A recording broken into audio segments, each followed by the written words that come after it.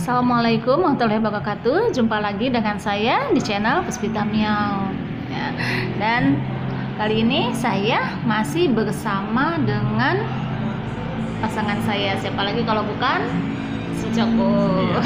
Dan mudah-mudahan bukan hanya masih, tapi selalu. Iya, maksudnya itu buat videonya itu masih bersama si Joko gitu loh. Kan ada kalanya saya buat videonya itu maksudnya tampilnya sendiri, nggak berdua, nggak collab. Dia sombong banget, gue nggak diajak-ajak. Juga saya minta collab dah aslinya. Kayak nangis-nangis. Oke, nah kali ini saya akan coba ngebahas kembali mengenai salah satu gangguan dari penderita GERD anxiety psikosomatis yang lumayan banyak yang mengalaminya, bahkan bisa dibilang hampir semuanya ya, dan lumayan membuat parno ya, apalagi kalau bukan nyeri dada kiri. khususnya nyeri dada kiri ya gitu. Nah, jadi sebetulnya khusus nyeri dada ini sudah ada sih dibahas gitu loh di video saya. Ada video saya yang berjudul nyeri dada, sudah ada gitu ya. Cuman kali ini saya akan membahas lagi lebih dalam dan bersama si Joko pakarnya. Para apa saya bukan pakar? Maksudnya saya kenapa jajan? kenapa saya bilang pakar? Nah, karena pengalaman si Joko dalam GERD anxiety psikosomatis ini, dia lebih dominan di keluhan itu nyeri dada kiri, dan ujung-ujungnya menjadi parno akan sakit jantung. Nah, itu ya. Nah, dominannya di situ. Itu kalau saya dominannya di ini yang lain, di keluhan yang lain gitu. Kalau si Joko khusus dominannya, betul nggak? Iya, betul sekali. Iya kan? Maaf ya, ini jadi mau biar kelihatan agak cool gitu loh. Jadi sok-sok jaim gitu lah. Pakai jaim-jaiman segala. Ya loh, teman-teman. Ya, sesuai dengan tema, yaitu keterkaitan menderita GERD dan asam lambung dengan gangguan nyeri dada yang lebih khususnya ke daerah area jantung yang dialami juga oleh penderita anxiety. Ya, biasa mungkin saya akan bercerita sekilas tentang mengenai nyeri dada yang mengalami saya. Yang pertama-tama, mudah-mudahan kesehatan yang saat ini kami rasakan mudah-mudahan akan selalu dijaga oleh Allah Subhanahu wa taala. Karena sungguh sangat luar biasa nikmat sehat itu. Amin. Yang banyak sekali kita ketika sehat itu kadang lupa gitu loh untuk mensyukuri ataupun menjaganya. Jadi sehingga ketika sakit itu baru terasa begitu luar biasanya, begitu indahnya mahkota kesehatan dipakai oleh orang lain gitu loh. Iya enggak? Iya, kita lagi sakit, aduh kok enak banget sih itu orang bisa sehat. Walaupun kita punya seabreg harta apapun atau memiliki segala sesuatu, tapi ketika salah satu nikmat sehat itu diambil hingga kita sakit, itu nggak ada artinya. Bahkan kita tidak menikmati ya hal-hal lainnya gitu loh. Karena udah kita akan terbatas untuk melakukan segala sesuatunya. Jadi yang pertama-tama untuk teman-teman juga agar dititipkan, menyelipkan doa kepada kami agar senantiasa sehat selalu. Amin, insyaallah. Ya, kembali ke masalah gangguan nyeri di dada kiri. Saya termasuk penderita anxiety ataupun GERD dan GERD juga maksudnya, yaitu yang lebih banyak fokusnya ke area dada kiri. Dominan di situ. Dominan, dan itu sangat lama sekali. Lama banget tuh, dari 2000, ya nggak banget sih, cuman ya saya alami itu ya lumayan. Karena seminggu aja itu lama, apalagi setahun 2 tahunan atau 2 tahun lebih. Jadi semenjak awal kejadian pertama kali itu, yang terserang itu bukan lambung, walaupun di awal-awal itu ya saya terserang dengan begah atau apa, tapi itu bagi saya nggak masalah di awal-awal waktu itu. Anggap biasa. Maksudnya apa ya namanya ya? Apa sih ketika terjadi suatu apa namanya gangguan, tanda-tanda akan mengalami GERD atau anxiety itu waktu di awal-awal itu hanya kembung dan sendawa-sendawa, tapi saya tidak rasain, nggak masalah, dan itu menurut saya masih ringan dan nggak menganggap itu tuh suatu penyakit berat.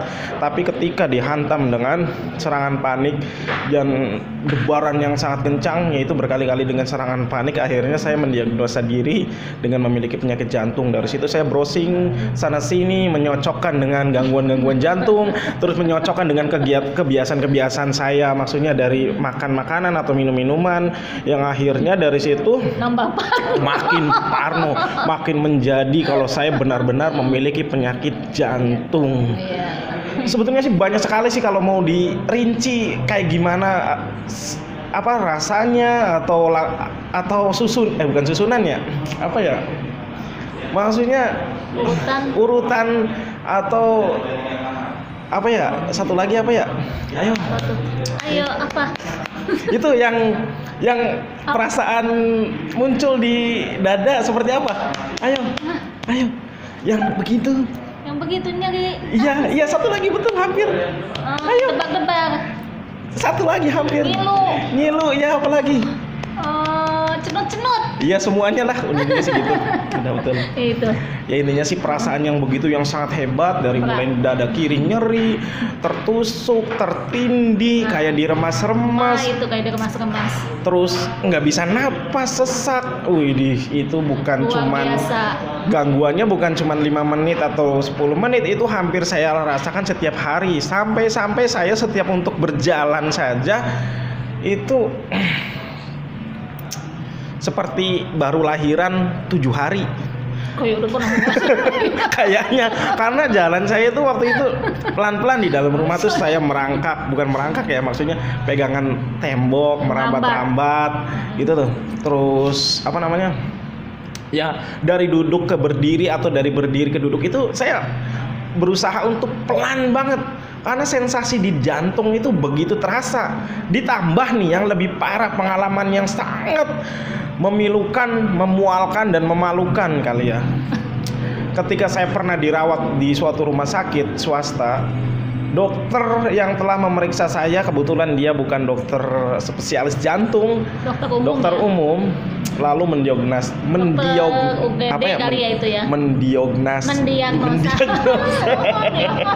maklum habis minum ini jadi kadang ada khilaf di lidah. Sini aja.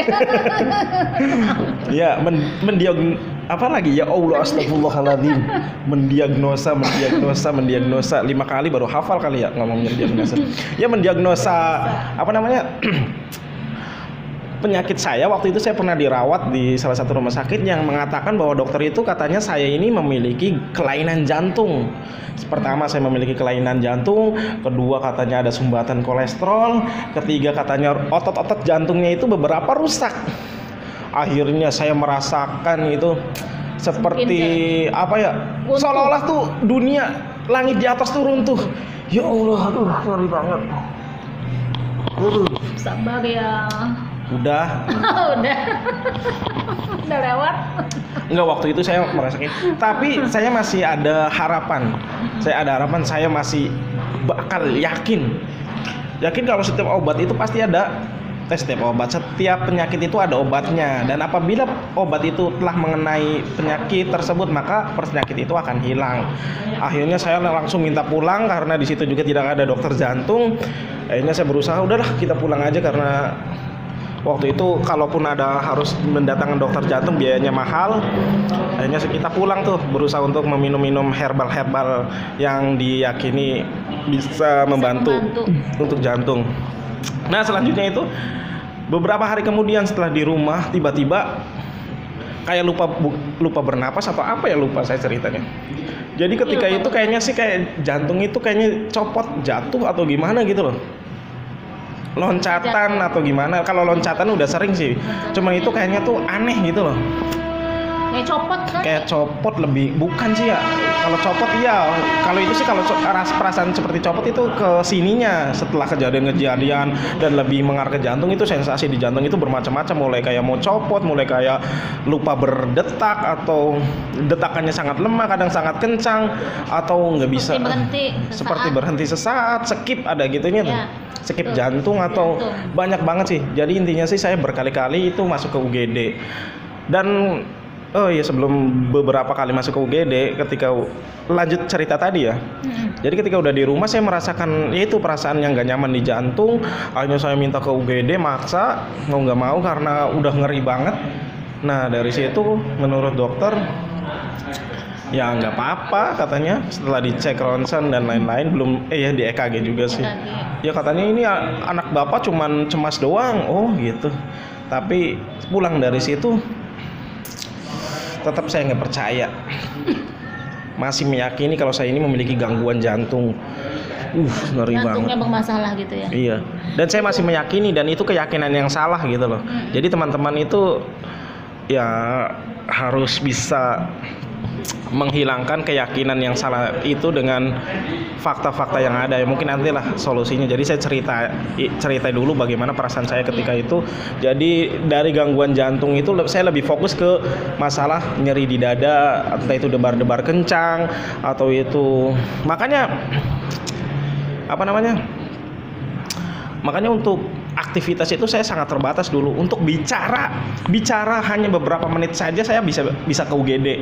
Jadi ada teman yang datang ke rumah, terus ngobrol sesaat, tiba-tiba kayaknya tuh napas habis, dada kiri berat, terus ngeri.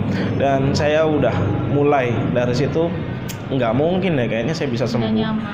Iya, nggak nyaman. Karena untuk bicara aja susah. Untuk gerak aja sangat terbatas. Untuk apalagi mau olahraga, untuk tertawa. Jadi segala perasaan saya, baik tertawa, baik sedih, itu langsung mengarahnya ke jantung, itu nggak nyaman, pasti kambuh. Jadi saya nggak bisa tertawa. Kalaupun tertawa saya tahan, tutup bantal kalau. Jadi intinya sih itu banyak sekali sih. Mungkin itu yang saya ingat. Ya ada sih beberapa yang saya ingat, cuma nanti kepanjangan kalau untuk hanya sebatas ngomongin sensasi saya gitu loh. Jadi mungkin teman-teman juga yang merasakan sensasi nyeri di dada atau itu mungkin sangat banyak ya. Karena saya lihat-lihat di komentar juga dominan juga banyak yang mengalami gangguan itu yang bikin parno nyeri di dada. Iya, yang bikin parno. Jadi sekilas itu pengalaman saya begitu mengenai gangguan di dada itu. Yang jelas itu lama dan saya lebih fokus di masalah jantung, dan hal itu yang membuat anxiety saya dulu itu sangat susah untuk bisa lepas. Karena sangat sulit. Maksudnya lebih lama move on-nya, karena ya jelas kalau menurut saya itu satu ini karena di faktor dari ucapan dokter yang pertama itu loh. Iya, salah satunya dokter itu. Umum ditambah itu. Saya sebelumnya juga mencari-cari berita dan membenarkan itu kondisi satu, saya. Kedua itu ya, betul. Mencari-cari berita yang ujung-ujungnya akhirnya membuat makin menjadi parno, makin mensugesti negatif. Jadi namanya kita kan lagi cemas, cemas itu otak kita itu menerima segala hal-hal yang sifatnya negatif, yang diyakini gitu. Dan saat itu pas kondisi tertentu saya membaca penyakit-penyakit terkait dengan jantung. Akhirnya ciri-cirinya sama gitu kan, ciri-cirinya sama persis. Akhirnya ya udah merasanya seperti itu. Nah itu jadi satu udah jelas ya dari pikirannya, dari ceritanya si Joko ini udah bisa disimpulkan jelas ya, udah jelas karena artinya dia meyakini keyakinan yang salah. Nah itu dari awalnya dia udah meyakini langsung keyakinan yang salah bahwa memang jantungnya itu ada gangguan gitu kan, dan ditambah didukung oleh fakta-fakta yang lainnya, yaitu dari perkataan dokternya yang salah gitu kan. Lalu ya dokter juga manusia ya gitu kan, bisa aja gitu berbuat salah, contohnya seperti itu gitu kan, tanpa ada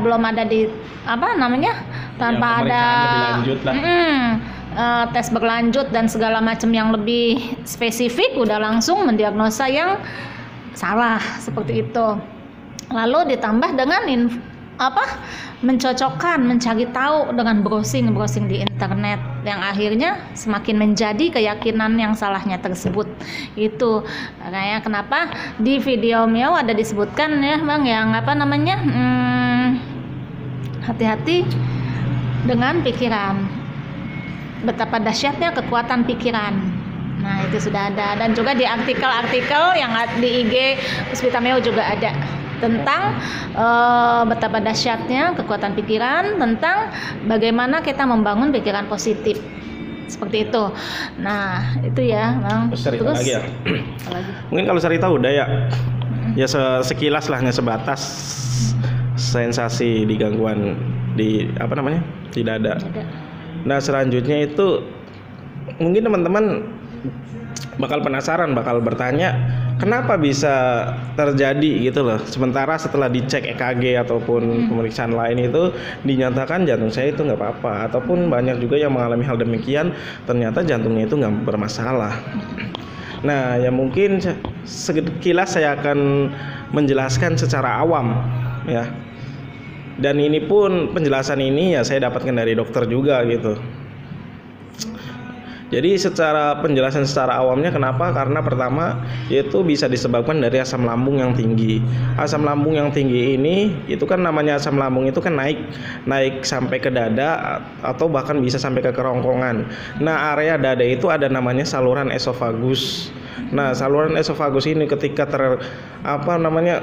terkena imbasnya dari asam lambung yang sifatnya itu panas dan ya mungkin ya bukan tempatnya ya yang jelas sih, akhirnya kan mengganggu saraf-saraf di sekitar esofagus di dada yang bisa merambat ke dada, khususnya dada ke kiri ya, sekitar dada, baik dada kanan ataupun dada kiri. Nah dari situ baru akan muncul sensasi, diantaranya adalah sensasi heartburn, apa itu? Panas di dada. Iya. Panas di dada, ulu hati. Iya, panas di ulu hati juga. Terus nyeri-nyeri baik di dada kanan ataupun dada kiri. Juga bisa ikut nyeri. Dada kiri. Terus apa lagi ya? Ya banyak dah, atau perasaan-perasaan yang gak nyaman, baik serasa cenut-cenut tuh banyak sih lah kalau mau di ini ya. Karena asam lambung bisa kalau udah kena salah satu sarafnya itu bisa merambat seperti kayak gini. Ketika asam lambung itu naik ke kerongkongan. Nah kerongkongan itu ada saraf yang menuju ke telinga. Nah ketika saraf yang di tenggorokan itu yang terhubung ke telinga ini terkena infeksinya, akhirnya bisa mengganggu ke telinga. Dan di telinga juga kan ada namanya yang sudah dibahas juga, organ keseimbangan. Ya. Nah di situ bisa terganggu gitu loh, yang disebabkan dari asam lambung yang akhirnya jadi kelingan. Makanya wajar buat penderita GERD itu yang biasa asam lambungnya tinggi itu merasakan gitulah, merasakan kelingan. Jadi sebetulnya detailnya udah ada komplit. Terus tadi juga kan kalau penyebab sebelumnya juga yang setelah dijelaskan oleh Tepus, yaitu dari pikiran, karena kekuatan pikiran juga sangat mempengaruhi kondisi tubuh kita. Terus tambahan lagi adalah di hati kita itu perasaan, segala bentuk perasaan itu kan yang timbul pertama kali itu adalah di jantung. Segala perasaan, baik marah, baik cinta, baik senang, tertawa, gembira, dan semualah. Jadi itu yang pertama kali respon yang paling itu adalah jantung. Detakannya itu lebih ini gitu loh. Jadi kalau kita baper banget atau marah banget, yang jelas detakan jantung akan meningkat. Ngikutin, apalagi misalkan penderita GERD yang asam lambungnya lagi tinggi-tingginya, kemudian mengalami sugesti nggak nyaman, tiba-tiba ada perasaan sesak. Bisa aja dari sesak dulu. Awalnya berawal dari sesak karena dorongan dari gas ke atas. Itu menimbulkan sesak, akhirnya panik, dan panik ini kan menyebabkan detakan jantung meningkat. Akhirnya ketika mengetahui, sadar akan detakan jantung itu meningkat, akhirnya tersugesti, jangan-jangan saya terkena serangan jantung, dan dari situ juga bisa menjadikan penyebab salah satu trauma, dikiranya mengalami serangan jantung ketika serangan panik begitu. Ya mungkin penyebabnya itu, mungkin sekarang tinggal solusi. Karena kita juga ini ngebut ya, biar nggak lama. Biar cepet. Kalau videonya lama, nanti kelamaan yang nonton, dikomplain gitu. Ini juga udah 20 menit. Oh ya udah solusinya. Nah sekarang solusinya. Kalau solusinya dari segala solusinya ini mungkin harus saling berkaitan gitu loh. Seperti solusi-solusi pada umumnya gitu. Jadi dari segi pikiran, dari segi pola makan, dari segi pengontrolan terhadap asam lambung, semuanya harus sama, saling sinkron, harus saling berkaitan gitu loh. Jadi bukan hanya salah satunya saja, misalkan hanya menurunkan asam lambungnya saja, tapi pikirannya tidak dikontrol, akhirnya bisa menyebabkan akhirnya apalagi kalau udah mensugesti diri, udah memiliki gangguan gangguan psikis atau gangguan mental, kelainan pada jantung, itu kan lebih ke pikiran terapinya. Iya.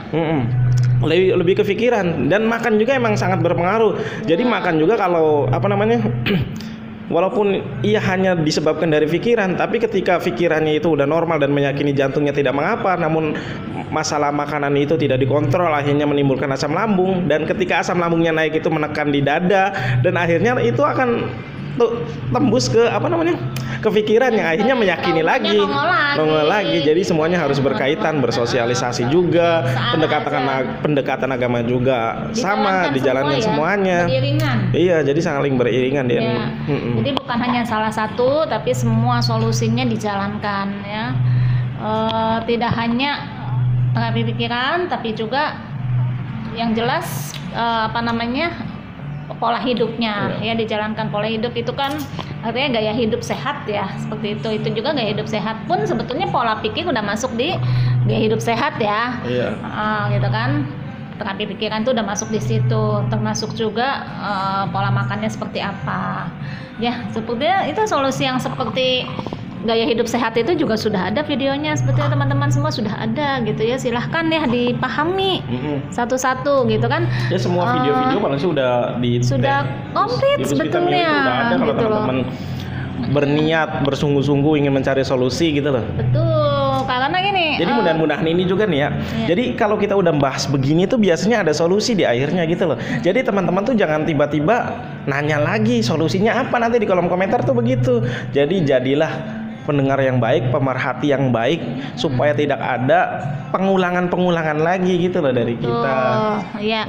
Jadi yaitu untuk menjadi normal kembali gitu, itu butuh perjuangan teman-teman ya. Nggak datang dengan sendirinya, tidak. Dan alhamdulillah sampai saat ini saya alhamdulillah sembuh. Mungkin bagi kita yang masih mengalami atau teman-teman yang masih mengalami GERD ataupun anxiety atau masih mengalami gangguan pada jantungnya itu merasa itu adalah hal yang mustahil. Iya, saya juga dulu mikir begitu. Adalah yang mustahil kita bisa bersosialisasi lagi. Ketika bisa saking itu lagi. Saking udah lamanya ya. Iya, saking udah lamanya dan merasa tidak mungkin sembuh secara itu masih secara maksimal, secara benar-benar negatif. Jadi mereka menganggapnya ya gitulah, kita itu nggak mungkin sembuh lagi. Padahal ya alhamdulillah kalau mau diceritain ya semenjak udah lama ya, mungkin kita akan membahas apa sih yang dilakukan saya selama ini setelah sembuh dari GERD, itu ya alhamdulillah mengejar ketertinggalan. Akhirnya saya yang dulunya takut cuman keluar rumah itu aja, sekarang harus PP setiap hari bolak-balik hampir 100 km setiap hari dari Bogor ke Jakarta. Dari Bogor ke Jakarta bolak-balik menggunakan motor di perjalanan Jakarta Bogor itu setiap hari. Ngapain ya? Ya karena mengejar ketertinggalan, karena saya dulu sempat putus kuliah. Akhirnya saya mengejar ketertinggalan ketika saya sembuh alhamdulillah. Dan saya sekarang kuliah lagi. Jadi teman-teman kalau mau ketemu saya bisa ketemu di Jakarta Timur atau di Bogor insya Allah. Saya berasal dari Cirebon. Dulu saya tuh kambuh, kumat-kumatan, sakit-sakitan di Cirebon dan tidak bisa meninggalkan rumah. Bahkan takut sangat luar biasa meninggalkan rumah. Baru berapa langkah aja melihat rumah makin jauh, makin takut, makin sesak, makin debar-debar, makin keliangan kayak mau pingsan dan seterusnya. Itu lalu masa lalu yang saya alami dulu itu. Dan sekarang saya menetap di Bogor sementara ya insya Allah, karena masih banyak yang kita lakukan gitu loh, baik Cirebon, Jakarta, Bogor ataupun pokoknya mungkin di muter-muter aja. Dan alhamdulillah itu nggak ada masalah. Alhamdulillah. Jadi dan prosesnya bisa sampai saat ini itu bukan cuman instan. Nah, saya ngasih tahu begini ya, nanti kalian itu harus bersosialisasi begini gini. Lalu tiba-tiba sekali 2 kali nggak mungkin bisa karena kumat-kumatan ya, nggak instan. Betul-betul butuh dilatih dengan disiplin. Berkali-kali kumat baik di luar ataupun ketika bertemu dengan teman ataupun di jalan. Itu sampai nanti itu akan terbiasa meyakini sampai kita itu lupa lagi sensasi dulu kok gimana ya, sampai kita tuh merasa oh iya ya, sampai nggak nyangka. Alhamdulillah ini sebagai salah satu dari karunia Allah ya. Mungkin itu saja sih, karena tips-tipsnya itu udah ada di video-video sebelumnya, dan adapun tips yang saat ini adalah pelengkap saja atau inti sari saja secara ringkas, pengalaman pribadi ya. Dan yang saya perlu saya sampaikan juga adalah alhamdulillah banyak teman-teman yang mengalami gangguan tidak nyaman di dada kiri setelah menonton video Puspita Miyau yang khususnya pijatan pada titik refleksi pada titik jantung itu. Alhamdulillah banyak sekali testimoni dari mereka yang merasakan sembuh seketika, hilang rasa nyeri dadanya. Betul. Alhamdulillah, ini sangat gembira bagi saya. Rasa nyeri dadanya, cenut-cenutnya. Iya. Silakan teman-teman bisa melihat baca sendiri, videonya dan baca komen-komennya. Dan bisa langsung praktekkan sendiri. Dan praktekkan langsung, buktikan insya Allah. Mudah-mudahan yang teman-teman yang sekarang menonton dan belum melakukannya, silahkan ya lakukan. Dan insya Allah semoga teman-teman pun merasakan hal yang sama seperti teman-teman lainnya yang sudah merasakannya. Semua atas izin Allah, alhamdulillah. Gitu ya.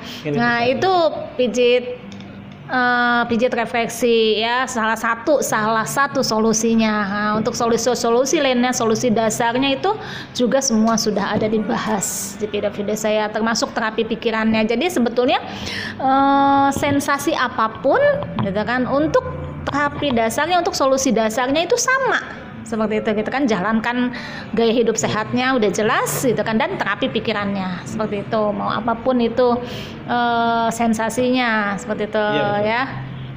Dan ini kayaknya bagi teman-teman ya menonton video kami, silahkan dengan dinikmati ya. Jadi ambil makan. Maksudnya menontonnya itu dengan dinikmati, karena ya maksudnya ada saja gitu loh yang menonton itu alasannya ya maaf ya, mungkin kan memang saya juga dan si Joko punya kekurangan gitu dalam hal penyampaian, dalam hal bicara atau apapun itu gitu kan. Ya, makanya kan teman-teman juga bisa menilai sendiri lah dari video saya, ataupun saya sendiri saat ini bicara itu banyak terbata-bata atau gimana, karena memang dasarnya saya itu bukan public speaking gitu loh. Karena dari dulu saya dari SD itu kalau mau itu grogi dan nggak sulit untuk bicara di depan ini. Jadi ya maklumin ya kekurangan-kekurangan yang ada pada kami gitu kan, pada dasarnya, pada intinya. Apalagi kita tanpa teks gitu loh, tanpa persiapan. Kita datang aja, kita datang ke rumah makan atau ke kafe atau kemana lah, atau ke taman, tiba-tiba kita bikin video yuk, udah langsung aja. Temanya ini ya, udah siap. Nggak ada dipersiapkan teman-teman. Jadi ya seperti itu. Ataupun kadang suka ada kata-kata pengulangan seperti itu ya.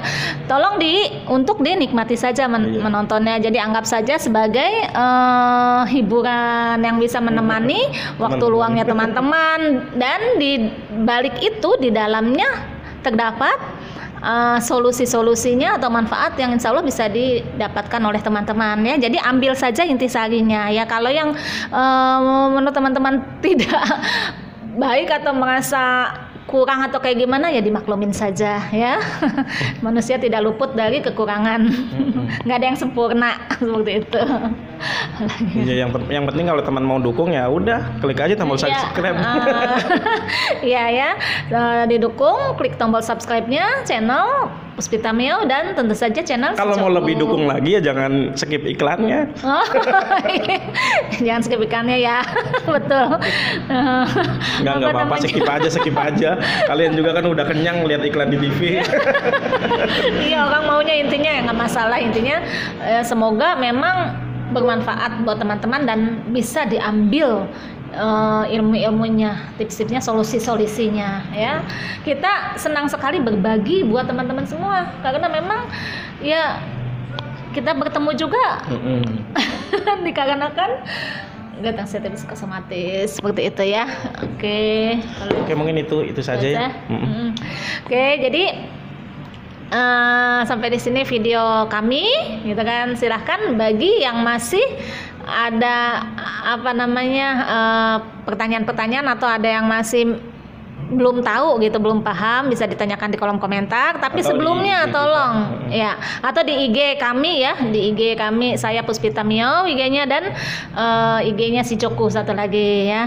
Tapi tolong pahami dulu video yang berhubungan dengan satu, nyeri dada sudah ada, kedua pijat refleksi jantung dada sudah ada gitu kan, dan juga video untuk gaya hidup sehatnya pun sudah komplit, sudah ada. Pahami dulu itu, bertanyakan, karena kata-kata umumnya pertanyaan teman itu pengulangan dari teman-teman yang lain yang sebelumnya gitu kan. Di setiap video itu di komen-komennya sudah banyak pertanyaan dan sudah banyak yang kami jawab ya. Jadi sebetulnya sudah bisa dipelajari di situ. Oke, terima kasih telah menonton video kami gitu kan, dan insya Allah kita bertemu lagi di video selanjutnya, insya Allah. Assalamualaikum warahmatullahi wabarakatuh. Apa namanya? Pakai sweater ini jadi kayak lebih mirip kayak sarukan ya.